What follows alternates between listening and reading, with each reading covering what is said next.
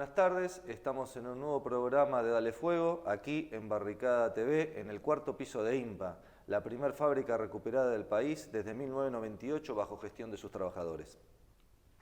Hoy vamos a hablar sobre un tema que tiene una gran actualidad desde que los movimientos de piqueteros y movimientos de desocupados, los movimientos sociales de desocupados se organizaron y empezaron a luchar por las reivindicaciones de tierra, de comida, de trabajo y de vivienda, pero que a partir del cambio de gobierno a fines del año pasado ha cobrado una relevancia particular por ser la detención de la dirigente de uno de los movimientos sociales más importantes, el movimiento Tupac Amaru, la organización barrial Tupac Amaru, Milagro Sala, un hecho político de gran trascendencia, a pesar de que, bueno, quizá ya a un año de su detención el conflicto no pareciera, o sea, pareciera estar en una situación de impas o en una situación en la cual no se avecina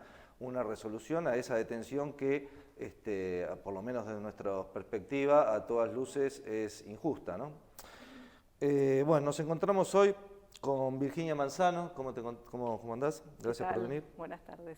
Ella es doctora en antropología y realizó su trabajo inicialmente sobre los trabajadores metalúrgicos, pero después se orientó hacia los movimientos desocupados y movimientos piqueteros. Empezaste trabajando con los desocupados en el Gran Buenos Aires, ¿no? Exacto. Bueno, como decís, empecé con trabajadores metalúrgicos en el año 1996 a hacer una investigación sobre procesos de reconversión laboral, la aplicación de nuevas tecnologías y todos los cambios en las relaciones de trabajo. Lo que yo empiezo a observar dentro de la fábrica, que era una fábrica en Barracas, Decker, de producción de caños de hidrobronce, era la complejidad y la heterogeneidad de trabajadores. Por un lado, había quedado un núcleo muy reducido de trabajadores con estabilidad, que hacía mucho tiempo que estaban en la fábrica, pero cada vez era más creciente el número de trabajadores contratados que tenían periodos de trabajo y no trabajo. Entonces ahí me empiezo a interesar por lo que sucedía también fuera de la fábrica, en esos momentos en los que quedaban sin trabajo, ¿no? Es lo que se llama una segmentación de la clase obrera, ¿no? Exacto. Que hay sectores más, un núcleo duro, un núcleo más flexible y un núcleo de gente que está fuera de lo que era el núcleo, la clase obrera argentina tradicional. ¿No? Y claro, y dentro de esos núcleos también más inestables, con entradas y salidas, hay heterogeneidad. Por un lado, en ese momento estaban las leyes de aprendizaje en el trabajo, a partir de la flexibilización laboral de 1991, y la empresa contrataba a jóvenes que hacían pasantías como parte de una escuela industrial de Lomas de Zamora. Pero también estaban otros chicos jóvenes que eran simplemente contratados por algunas agencias de colocación de trabajadores, y entonces me intrigaba mucho, bueno, qué hacían, cómo manejaban su vida en esos momentos que quedaban fuera, que eran cada vez más amplios en el tiempo, fuera de los procesos de trabajo convencionales, ¿no? Y fabriles convencionales. Y es así que llegó a Matanza. Llegaste a La Matanza. Exacto. ¿Y cómo llegaste a La Matanza? Y yo llegué a La Matanza en el año 2000, en octubre, justamente porque, bueno, era un polo industrial sumamente importante, La Matanza con empresas como Santa Rosa, Mercedes-Benz. Y también mi idea inicial era ingresar por Santa Rosa y seguir observando esto, qué pasaba con jóvenes trabajadores cuando quedaban sin empleo. Entonces llegué a un centro de entrenamiento laboral en nuevas tecnologías para adiestrar a los trabajadores en el manejo de nuevas tecnologías, pero era un centro que estaba prácticamente vacío, o sea, porque había sido sumamente impactante el nivel de desempleo en La Matanza en ese momento. Y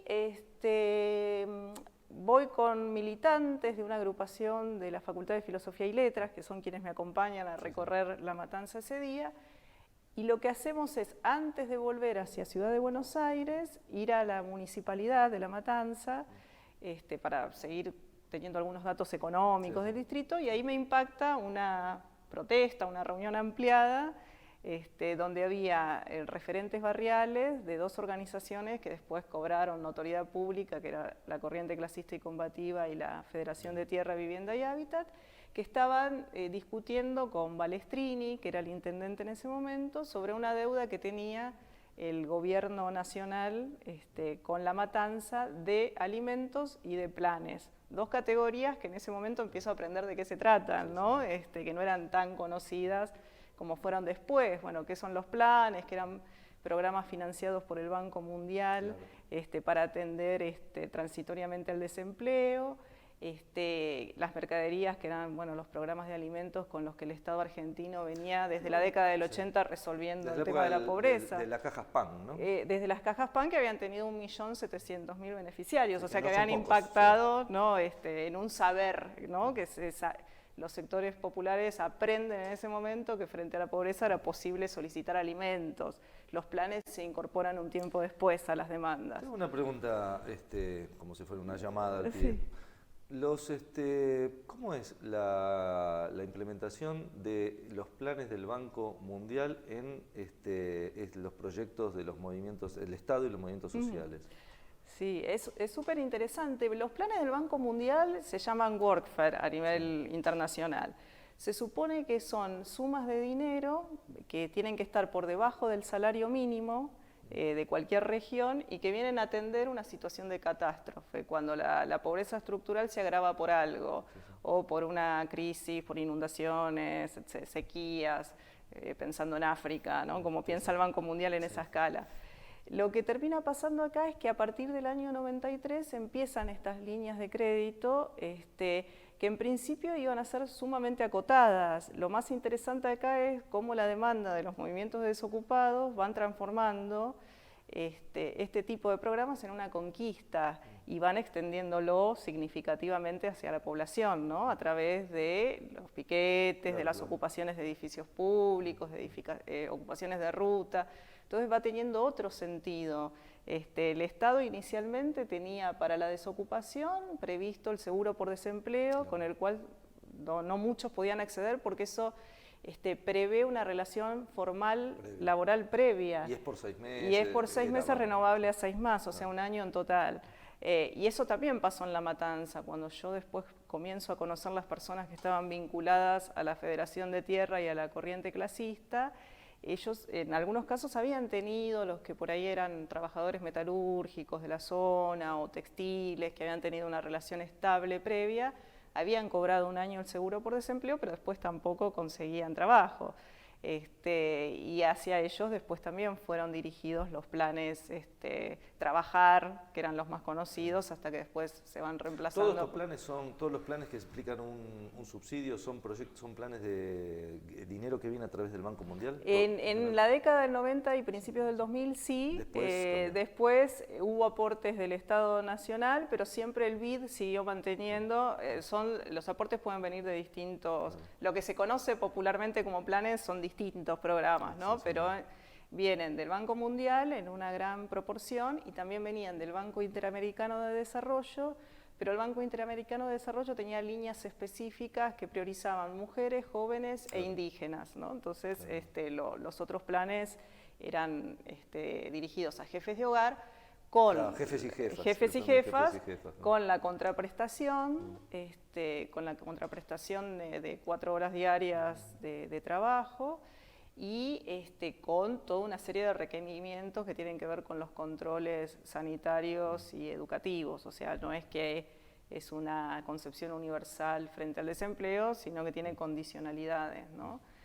Todos esos planes, más o menos sigue siendo el mismo sistema, el cual se manejó a lo largo del tiempo y se sigue obteniendo los recursos de la misma forma.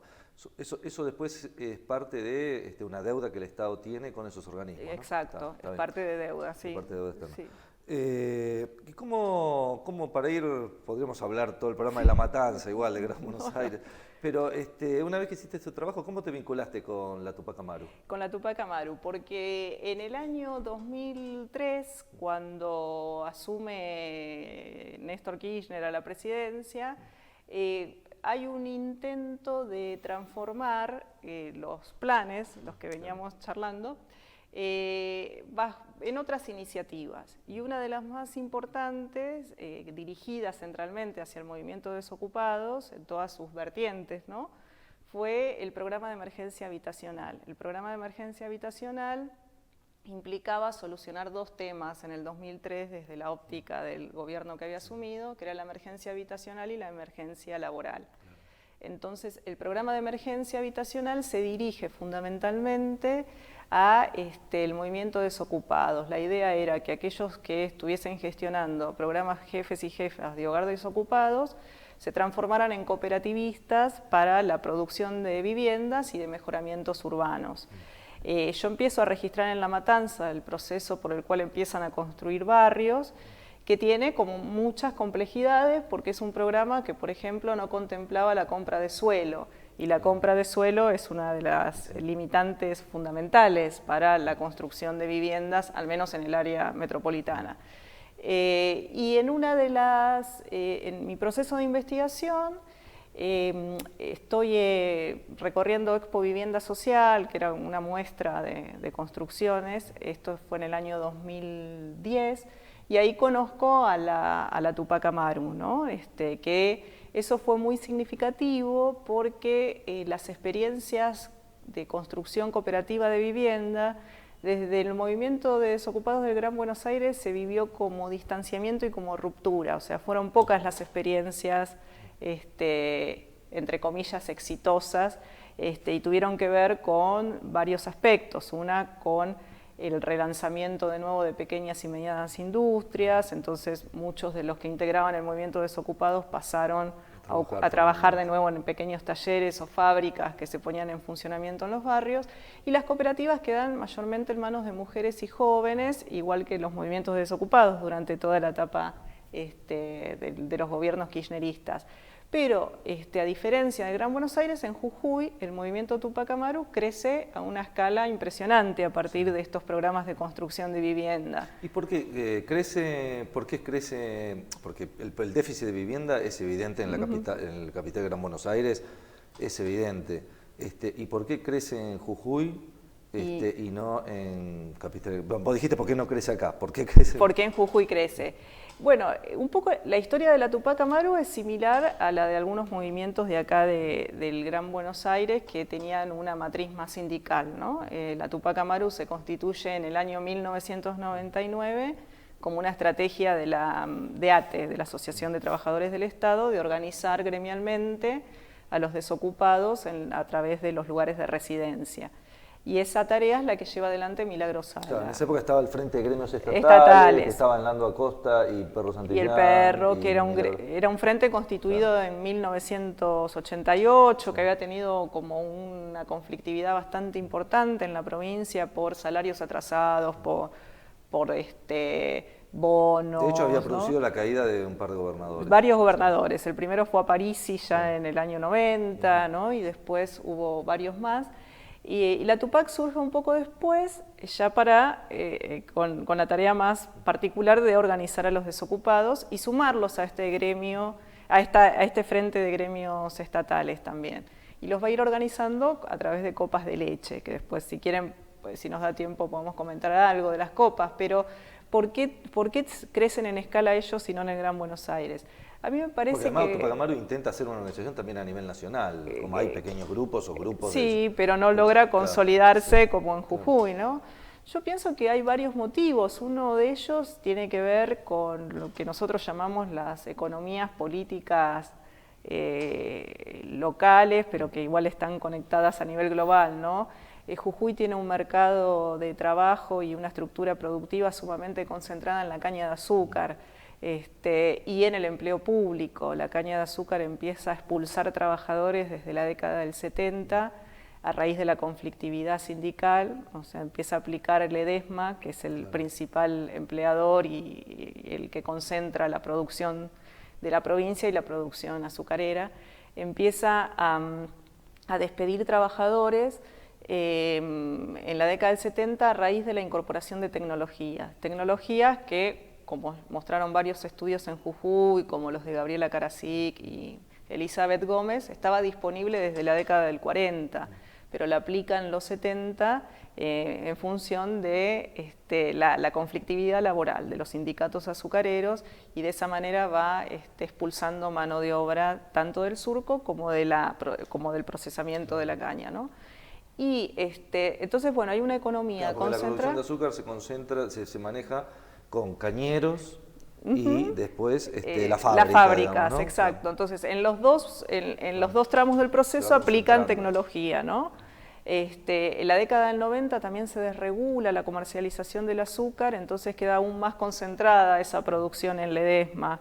Y el Estado jujeño, la administración pública jujeña, va creciendo en función de ir absorbiendo esa mano de obra sobrante que va quedando fundamentalmente de la caña de azúcar y después de reconversiones mineras, Claro. privatizaciones, etcétera. Porque Jujuy también es una provincia minera. Además tiene Tenía Altos Hornos tenía Zaplas Altos hasta el Hornos 93, Claro, y no lo tiene más. que pasó, lo tiene privatizado, o sea, de 8.000 trabajadores que habían llegado a emplear Altos Hornos, quedan 700 a partir del 93, que para poblaciones que en número son mucho más reducidas que Buenos Aires es un impacto enorme. Brutal, claro.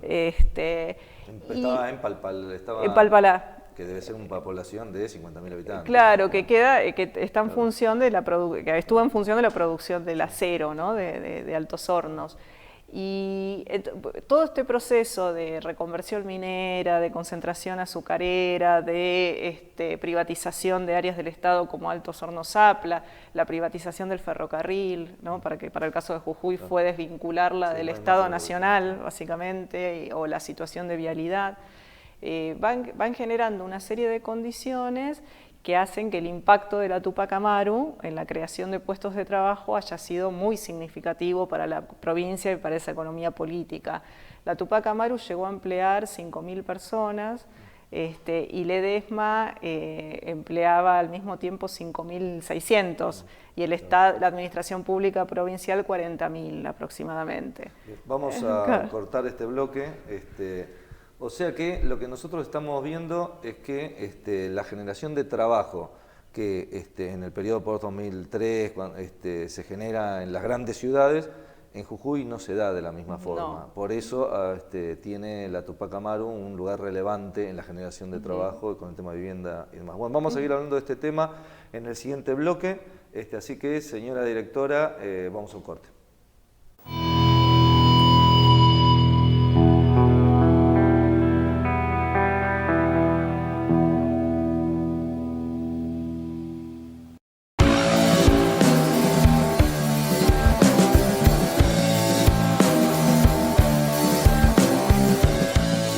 La historia de los medios en la Argentina, no sé si hay un caso parecido en el que, por razones diversas, sea un medio comunitario, alternativo, el que tenga todos los papeles en regla y sea el multimedio más grande del país el que esté en infracción respecto del plano formal legal.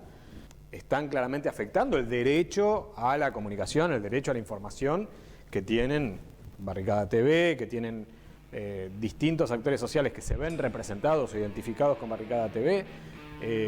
Y Clarín, claro, puede hacer esto porque tiene ese poder de lobby.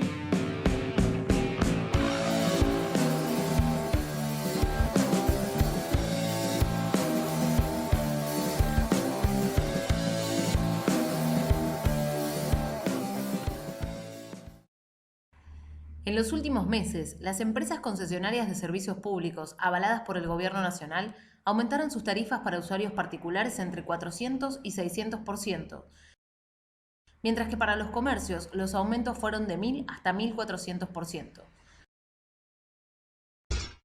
¿Qué cambió con el aumento de tarifas? Si vos antes, por ejemplo, pagabas 90 pesos de luz bimestral, hoy podés pagar 250 pesos mensuales. Seguramente tuviste que dejar de hacer algunas de las cosas que te gustaban. Pero esto no solo te afecta a vos. ¿Sabes a quiénes más afecta este aumento?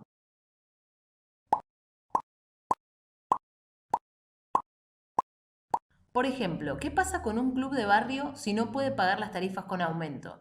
Si el club de barrio antes pagaba 1.000 pesos mensuales por luz, hoy tiene una factura de 10.000 pesos que no puede afrontar y debe considerar cerrar sus puertas. El resultado son menos actividades recreativas para el barrio.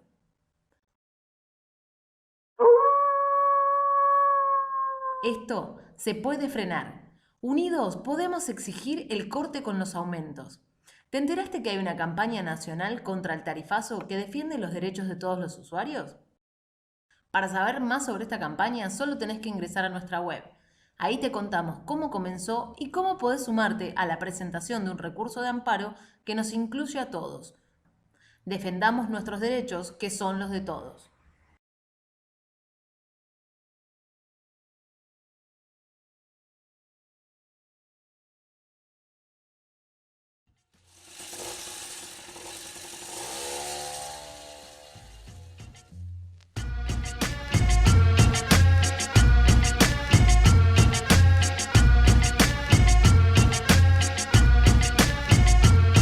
Si te gusta, mami, ponte a bailar.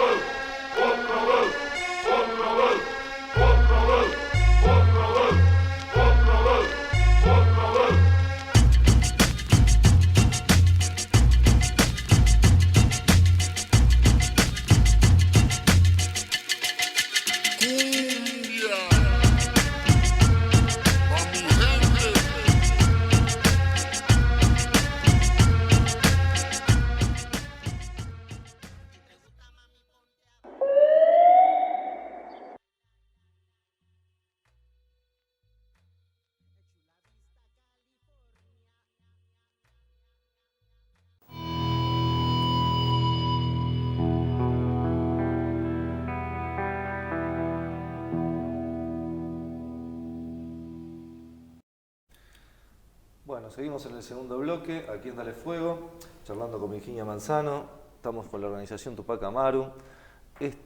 Bueno, estábamos viendo cómo se iba conformando, cómo se producía este crecimiento tan importante que tiene la organización en comparación también con otros movimientos de desocupados que no tienen el mismo proceso, sino que en el 2001, 2002, 2003 crecen y después se estabilizan y empiezan a decaer, pero la organización Tupac Amaru pega un salto, sobre todo, principalmente en Jujuy. ¿Cómo es que la gente se acerca a la organización y cuáles son las primeras herramientas que la organización toma para transformarse en uno de los pilares de la economía y de la política jujeña? Y yo pienso que las llegadas son múltiples y también tienen que ver un poco con estos cambios en la economía jujeña y en algo importante que tiene que ver con los procesos de urbanización en Jujuy. Jujuy en la década del 70 cambia la proporción de personas viviendo en ámbitos rurales con respecto a las urbanas, o sea, crece la población viviendo en poblados urbanos en Jujuy, y eso tiene que ver con esta reconversión de la producción en ingenios y en otros rubros. Pero esto trae aparejada una serie de disyuntivas y de problemas. Por un lado, que se empiezan a alojar masivamente en las márgenes de los dos ríos que cruzan San Salvador de Jujuy, que son el Yibi y el Grande. Y las urbanizaciones se van acelerando en la década del 90 y 2000, también por el control de la tierra para el turismo, otro aspecto que tiene que ver con que los ingenios reducen personal, reconvierten producción, pero son propietarios de la tierra en la provincia. Entonces las urbanizaciones se van dando donde se puede. Por lo general en márgenes de río, hay migraciones del interior de Jujuy hacia San Salvador, y va creciendo un área muy importante que es la de Alto Comedero, que está hacia el sur de la capital, del centro de la capital jujeña de San Salvador, ¿no? Alto Comedero es una zona que se va poblando de esta manera por personas que van siendo desplazadas de los procesos de trabajo capitalistas, ¿no? De la producción capitalista, que van buscando en la ciudad formas de vivir, de subsistir, y que van ocupando y dándole forma a Alto Comedero. La Tupac Amaru comienza sobre esos barrios que se fueron formando, algunos más tradicionales, otros muy nuevos, organizando copas de leche. Claro. Los que primero toman parte de la Tupac Amaru, los que acompañan a Milagros Sala en los inicios, son muy jóvenes. Por eso un promedio de edad bastante característico en la Tupac Amaru ahora son personas de 35 a 38 años. O sea que 12 años de su vida estuvieron de alguna manera vinculados al movimiento, donde empieza esta organización a través de copas de leche. Las copas de leche, bueno, aparte de la producción de un alimento y de un sustento, juegan un lugar de reconversión emotiva de las personas, ¿no? Ellos venían en las historias de casi todos, como la de muchas personas que integraron el movimiento Desocupados, vienen no solo con pérdidas de trabajo, sino con vidas atravesadas por profunda precariedad social. Claro, son barrios que no surgen como barrios completos en el sentido de un tejido social integrado, trabajo, escuela, una familia, sino que son barrios que están precarizados en términos integrales, ¿no? En términos, claro, y esa palabra es clave, me parece, la que utilizaste, porque la Tupac Amaru lo que va a generar es una política de integralidad también, ¿no? Donde a partir del 2004, cuando comienza a construir conjuntos de vivienda en la zona de Alto Comedero, ¿no? Que es esta zona de reasentamiento poblacional, y desde esa zona se va a proyectar al resto de la provincia, lo va a ir haciendo justamente desde un sentido de integralidad, donde los conjuntos habitacionales no van a estar separados de una trama de bienestar, que va a incluir el trabajo, la vivienda, la atención en salud, la creación de escuelas, y lo que también comentaron otros colegas, hay una socialización afectiva muy fuerte, donde se tratan de invertir roles de género también, ¿no? Donde los varones van a tomar una parte activa en las copas de leche. Claro, eso te iba a preguntar, claro. ¿Cómo asocia copa de leche a la madre de familia que viene con sus niñitos que tienen problemas, no necesariamente problemas de alimentación, pero sí problemas de acceder a la necesidad de una buena alimentación a la mañana, y va con la familia, mujeres y chicos? Y acá sería de otra forma. Acá, claro, todo aquel que quería entrar a la Tupac Amaru, la puerta de entrada eran las copas de leche, y tanto varones como mujeres eran socializados en la producción de esos alimentos, pero también de todos los afectos que implica la comensalidad, ¿no? Estar pendiente si viene o no una familia, cómo están los niños. Por ejemplo, en La Matanza yo veía que los varones participaban también de copas de leche, pero no en el momento de servir, no en el momento de dar el alimento, sino que iban a buscar leña, que no había garrafa, cocinaban atrás, pero nunca estaban al frente, no eran la cara pública. Una división genérica del trabajo. En cambio, la Tupac, eso se trata de limitar. Y tanto varones como mujeres, que varones muy jóvenes, también algunos de ellos, toman parte de este proceso.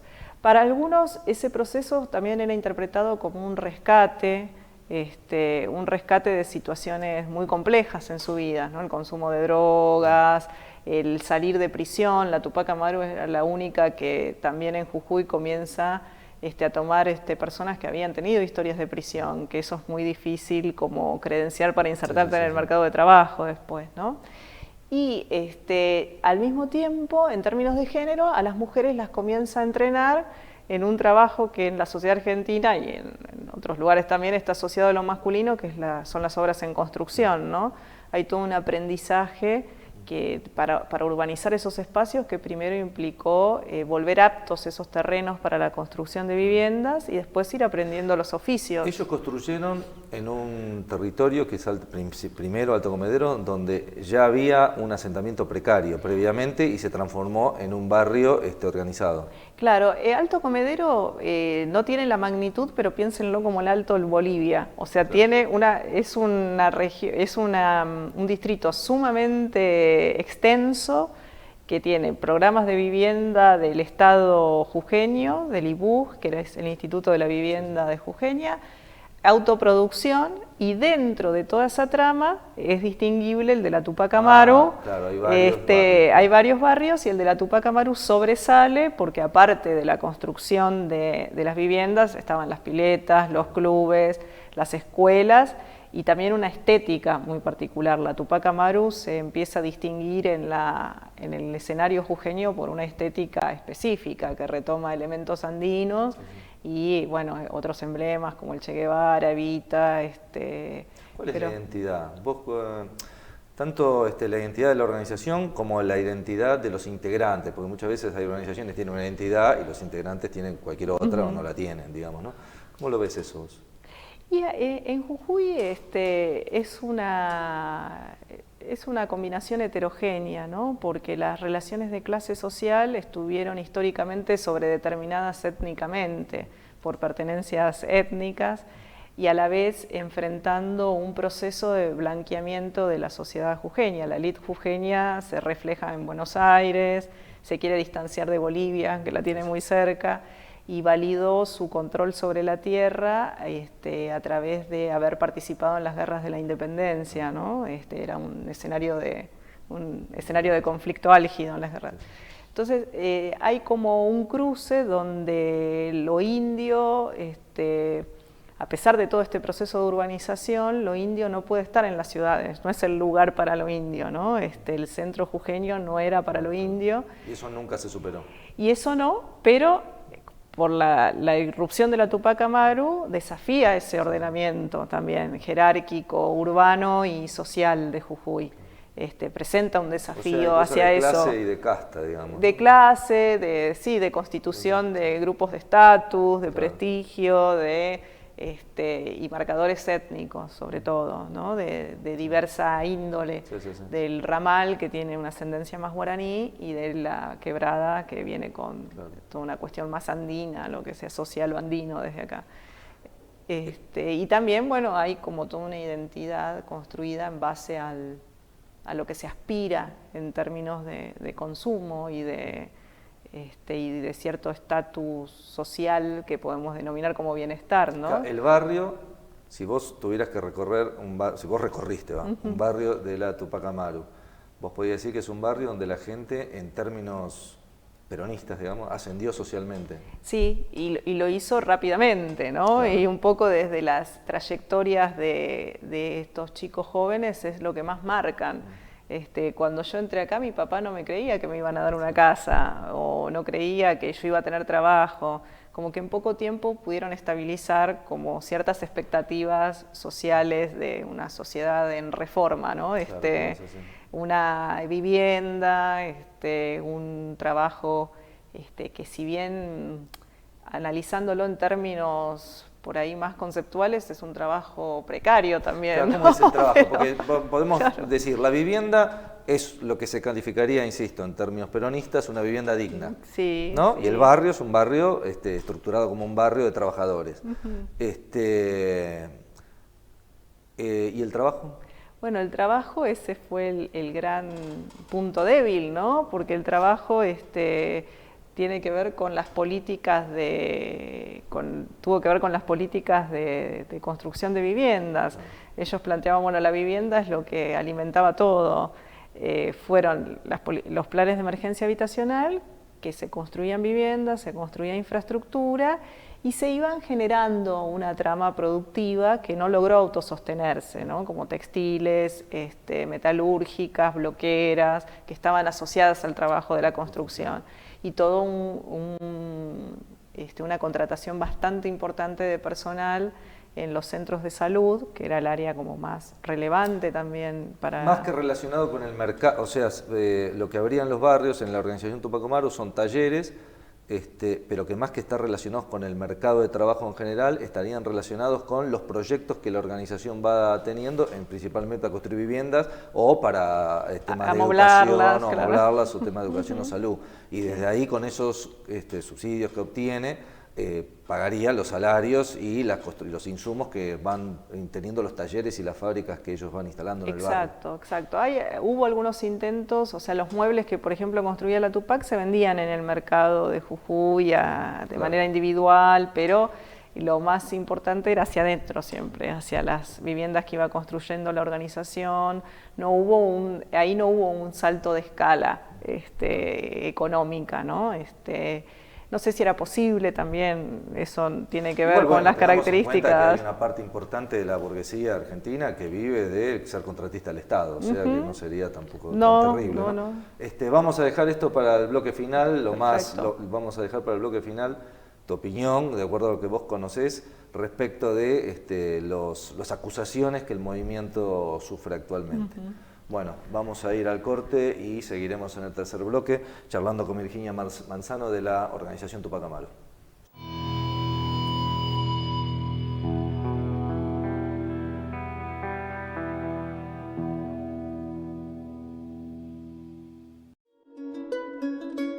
Sueñan los nadies con salir de pobres, que algún mágico día llueva de pronto la buena suerte, que llueva cántaros la buena suerte. Pero la buena suerte no llueve ayer, ni hoy, ni mañana, ni nunca. Ni en lloviznita cae del cielo la buena suerte, por mucho que los nadies la llamen. Los nadies, los hijos de nadie, los dueños de nada, que no son, aunque sean, que no hablan idiomas, sino dialectos, que no son seres humanos, sino recursos humanos, que no tienen cara, sino brazos, que no tienen nombre, sino número, que no figuran en la historia universal, sino en la crónica roja de la prensa local. Los nadies, que cuestan menos que la bala que los mata.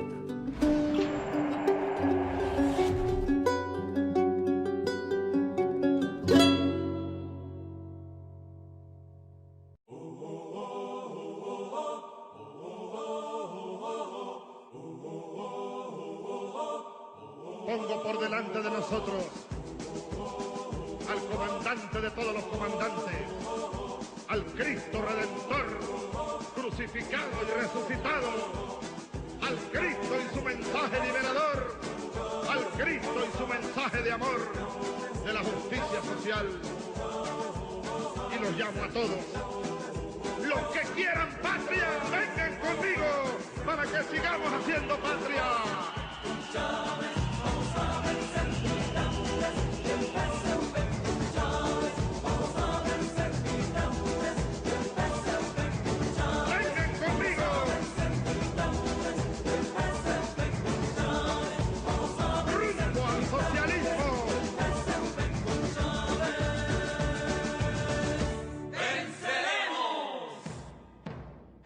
Socialismo, inclusión. Barricada TV, un arma de combate para los que luchan. Bueno, un saludo y una invitación a los panas de Barricada TV, acá en la parroquia La Vega, donde no solamente hacemos radio, también están los compas de Barrio TV, está la dinámica cultural y todo el trabajo comunal que podamos desarrollar de aquí a que ustedes vengan. Bienvenidos y aquí lo esperamos. Un saludo y un abrazo a Barricada TV.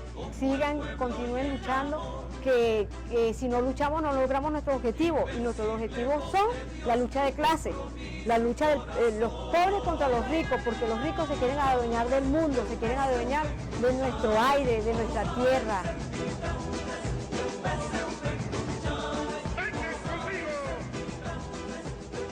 Y decirles que las Malvinas son nuestras, las Malvinas son de Argentina, y que las Malvinas no nos van a quitar, y que son circunstancias de la vida, los imperios caen. ¡Venceremos! Para esos camaradas allá en Argentina, yo le voy a dedicar esto. ¡Viva la patria! ¡Viva la revolución! ¡Viva Chávez, carajo! Un saludo, pronto nos verán por allá. Sacrificio, integración, reimpulsando la nación, justicia y revolución.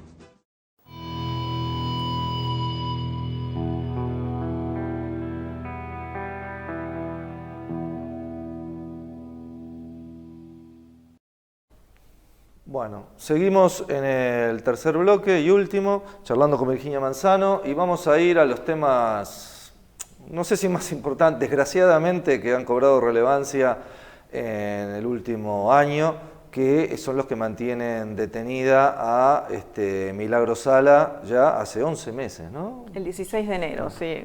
Ya es demasiado van a ser tiempo, 11 ¿no? Sin un juicio, ¿no? Para ir a...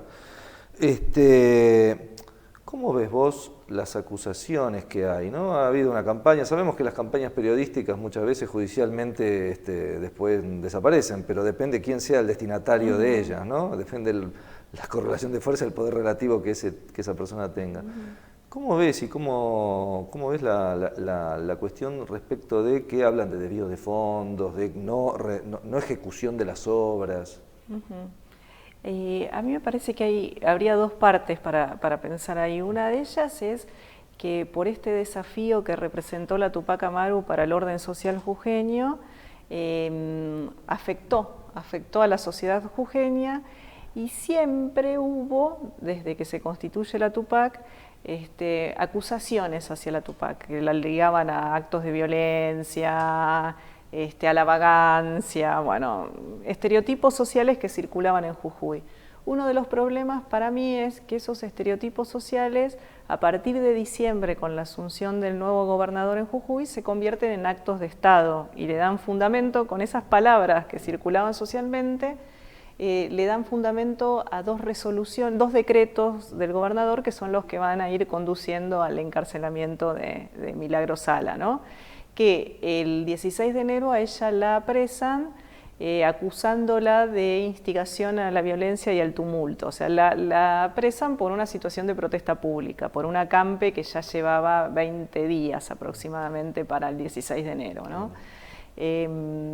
Y eso fue todo un primer momento. Donde que acampes como ese son los que se suceden a lo largo y a lo ancho del país continuamente. Desde hace 30 años, claro, aproximadamente. O sea, la Tupac Amaru hasta ese momento no estaba haciendo nada más y nada extraño para la historia de relación de los movimientos sociales con el Estado en los últimos 30 años, que era, bueno, frente a la incertidumbre por la continuidad de los programas o por los bonos navideños, las canastas navideñas, porque esto era en diciembre, cursan una nota, no tienen respuesta y ocupan con carpas la plaza central de Jujuy frente al edificio de la gobernación.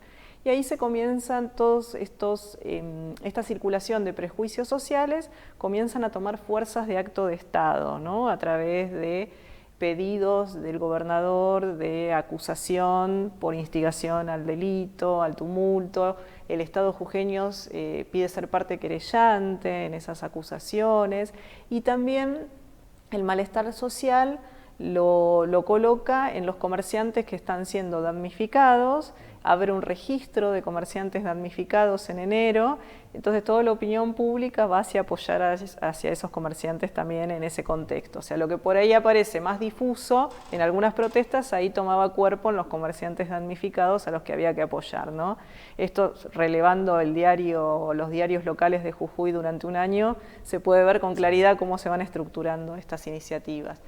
El 29 de enero, Milagro Sala es excarcelada por esta primera acusación, pero no le otorgan la libertad porque ingresa una nueva causa, que es la que me estabas preguntando, que es por malversación de fondos públicos, ¿no? Y por administración fraudulenta.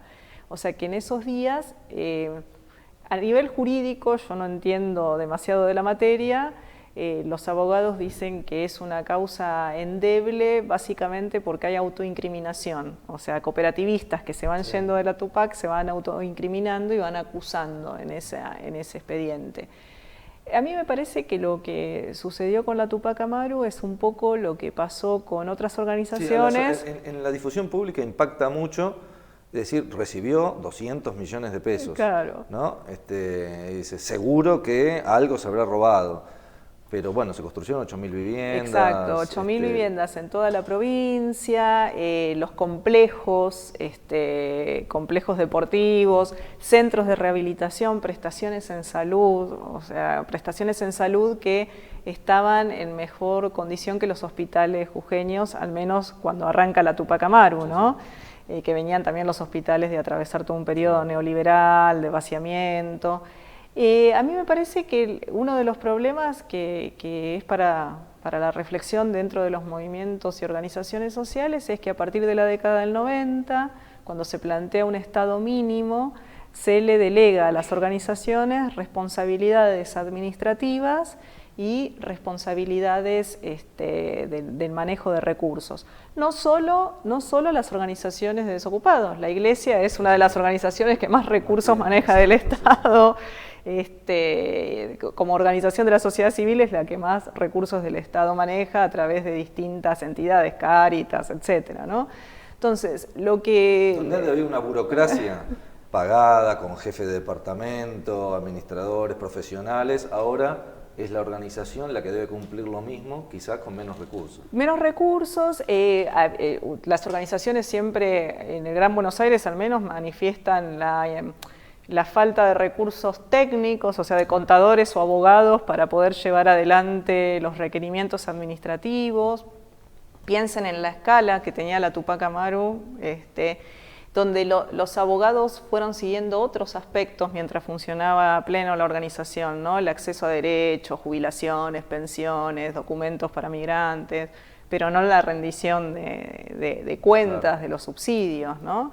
Entonces a mí me parece que desprolijidad es una cosa y malversación es otra. Entonces, y eso es lo que no se puede discutir porque no se llega a la instancia de juicio, ¿no?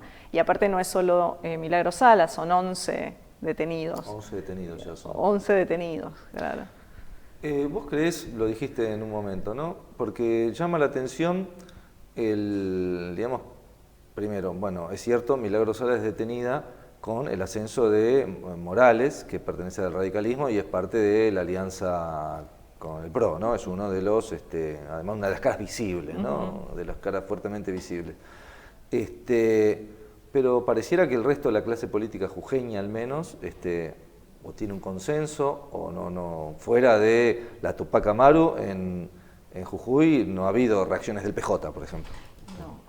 Eso es interesante la pregunta porque tiene que ver con cómo venía funcionando el sistema político jujeño, ¿no? El PJ y el radicalismo eran dos actores muy importantes, incluso hasta el 2003, 2000 y hasta ahora.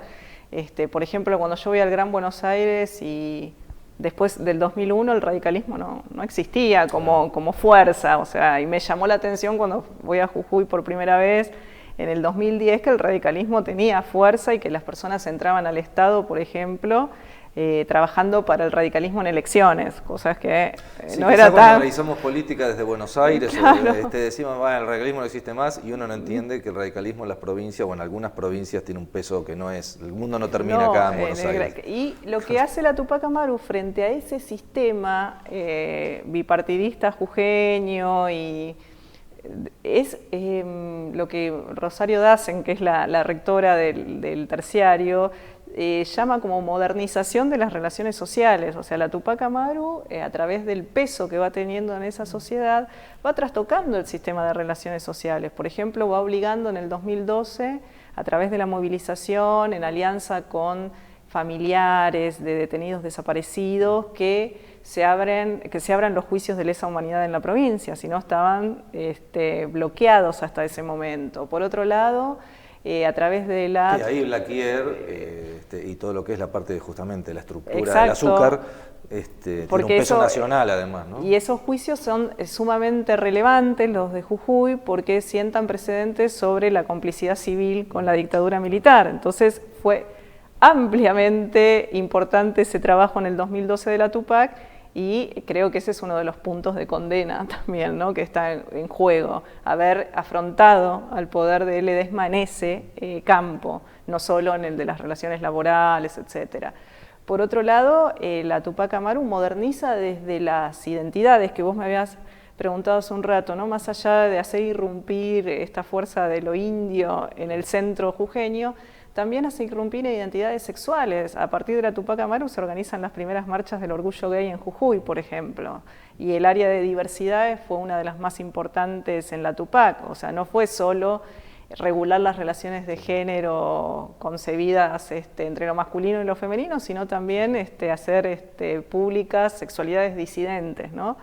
Entonces, eso para un sistema, pensar en Morales, pensar en Fellner, en esa alternancia, fue como una ruptura bastante importante. Pareciera haber un bloque político tradicional que es transpartidos, ¿no? Exacto. Los únicos que fueron afectados en este proceso fueron personal técnico del IBUJ, del Instituto de Vivienda y Urbanismo de Jujuy, que también están presos. Ahora el que fue vocal de ese instituto y una contadora, pero no ningún cargo del gobierno de Fellner, ¿no? Que fue el saliente en diciembre, por las causas de la Tupac están presos. Vos me contabas en el intermedio que había un concepto de organización territorial, política, diferenciado que en la Tupac, o por lo menos Milagro Sala, había aprendido o tenido algún tipo de idea en su formación que tuvo a través de ATE en las escuelas de Cuba y todo eso. ¿Cuál es la idea que vos tenés respecto a eso que se transfiere al tipo de organización política de pequeño Estado, ¿no? O de estructura de base del Estado, no en conflicto con el Estado necesariamente, depende de qué Estado, quién esté en el gobierno, ¿no? Pero fue estructurando Milagro Sala y su gente. Sí, yo pienso, ella estuvo en una escuela de formación sindical en Cuba y hay toda una noción del bienestar que ella trae, ¿no? de observar procesos cubanos, de alfabetización, de deporte, y me parece a mí que hay una idea de que el proyecto político que se lleve adelante tiene que reformar a las personas a través de cultivarle virtudes, rescatarlas de la droga, de situaciones del consumo de drogas o de situaciones muy problemáticas que a los ojos del movimiento venían atravesando quienes llegaban a la organización, y incitarles otros valores a través de una integralidad que tiene que ver la responsabilidad en el trabajo, el compromiso con el trabajo, el estado sanitario, los controles sanitarios, ¿no? Había un sistema de agentes sanitarios que se distribuían en el barrio, iban controlando la población, y el deporte como bienestar y superación. Por ejemplo, los niños eran premiados a través del deporte públicamente, y hacia los tupaqueritos, que así se llamaban los niños, que se agrupaban en un centro cultural, era donde más visible se hacía presente esta idea de la política a través de un proyecto que reforme las relaciones sociales, pero también a los sujetos que las encarnan, ¿no? Y cultivar virtudes a través del bienestar, no solo de asegurarles la reproducción material, sino un proyecto más integrador desde ese lado, me parece a mí, ¿no? ¿Vos crees que tuvo éxito la Tupac? Por ahí, si lo miro, miro, éxito, sí, bueno, es muy fuerte, es ¿no? complicada. Sí, pero bueno, sí, medir el éxito de un movimiento social siempre es complicado, ¿no? Sobre todo tiene que ver con un entorno y es mucho más que eso. Pero lo pregunto porque mucha gente simpatizantes o gente que ve con buenos ojos el trabajo, va, viaja, vuelve y dice, y el movimiento se está desintegrando. Yo pienso que impactó en las relaciones sociales jujeñas y que a los movimientos a veces es muy difícil comprenderlos mirando solo la coyuntura. Que ahora se está desagregando, sí, porque tiene que ver con muchas cuestiones, con asegurar recursos de subsistencia, con todo el proceso represivo. Por ejemplo, los allanamientos en las casas del barrio fueron ejemplificadores, rompiendo muebles en las calles, o algunos sectores políticos mandaron a ocupar los terrenos que quedaban vacantes para seguir construyendo viviendas en el sector de la Tupac Amaru. Fueron como muchos procesos juntos, ¿no? A mí me parece que el menor éxito de la Tupac Amaru, mirándolo objetivamente, fue cuando comienza a participar de la política formal, la política institucional, con lista de diputados. Claro, cuando pega el salto, ellos intentaron tener, ellos tuvieron diputados no sé si no que ahora abandonaron, igual el bloque queda un diputado solo en la provincia. El bloque también se fue como debilitando, ¿no? Quedan varios diputados electos por la Tupac, pero quedó debilitado también por este proceso. Eso para mí eso yo no lo mediría como algo exitoso en esta trayectoria. Por un lado, por el nivel de alianzas que obliga a entrar en una política electoral, ¿no? Que teniendo en cuenta este sistema partidario jujeño y el peso del PJ o el radicalismo, no eran alianzas muy productivas. Y por otro lado, porque un movimiento social que está pensando en reformar sujetos, compromisos varios y múltiples que hay que dar a la organización, ¿no? Trabajar, construir barrios, atenderte en salud, ser limpios, mantener la limpieza del barrio, los rosales, pintar, agregarle una contienda electoral y en un año que fue, claro, para mí es un aspecto sacrificial que no reportó grandes beneficios tampoco para la Tupac Amaru, ¿no? Ese sí yo lo vería como un elemento que no tengo dudas por ahí en evaluarlo en términos de éxito o fracaso. Otras cuestiones, no sé, porque tiene que ver con otra temporalidad. Por ahí los movimientos afectan la vida de las personas también, entonces no sé cómo se reanudan sus trayectorias en otro contexto y cómo estos saberes aprendidos van a ser rehabilitados bajo otra situación. Tampoco sé cómo va, bueno, también hoy el movimiento hay que verlo en los comités por ahí que piden la libertad, ¿no? Y adentro de la cárcel mismo, ya hoy Tupac Amaru Milagro Sala con los otros 11 detenidos están rehaciendo la Tupac Amaru por ahí en otros lugares que tienen que ver con ciertas peticiones dentro del mundo de la cárcel, etcétera, ¿no? Entonces la verían en múltiples aristas ahora. Bueno, vamos a cerrar, ya se nos está cumpliendo el horario. Bueno, podemos decir que en este momento la Tupac Amaru, que fue, podremos brevemente, que fue de los movimientos sociales, él al llevar a la práctica determinadas conquistas, el que más consiguió avanzar en algunas cuestiones, ¿no? Porque el tema de vivienda, el tema de salud, el tema de educación, era una de las bases de los movimientos sociales y de mantenerse organizados y pegar el salto colectivamente, ¿no? Los demás movimientos tuvieron más dificultades o retrocedieron, algunos se desintegraron, ¿no? Que tuvo más éxito en este momento se encuentra en términos militares bajo un sitio y ofensiva permanente de sus adversarios enemigos. Por lo menos en Jujuy son enemigos claros y en contra de un sistema que avanza en términos nacionales en una dirección opuesta, ¿no? Bueno, esperemos que haya sido útil. ¿Quieres agregar algo más? Algo que te haya quedado en el tintero. No, agradecerles y bueno, eso, ¿no? Y la ofensiva de un lado, la duda también de otro sobre lo que fue la Tupac, que resta compromiso por una causa jurídica viciada, ¿no?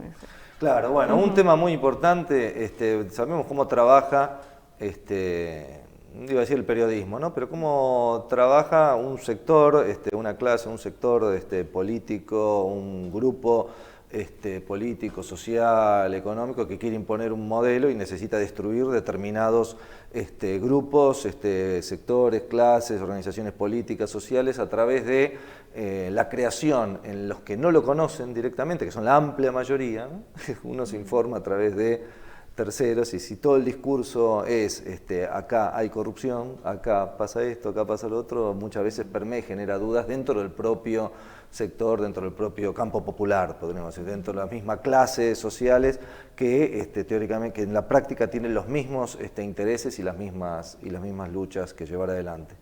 Bueno, en ese sentido reafirmamos nosotros acá nuestra idea de la prisión injusta de Milagro Sala, la idea de seguir pidiendo por su libertad, de ella y de todos los que están detenidos. Reafirmamos la idea de que el trabajo por la construcción de una sociedad mejor y de que el mismo pueblo tome, organizándose, la resolución de los problemas de vivienda, salud, educación, puede ser y es un salto adelante importante.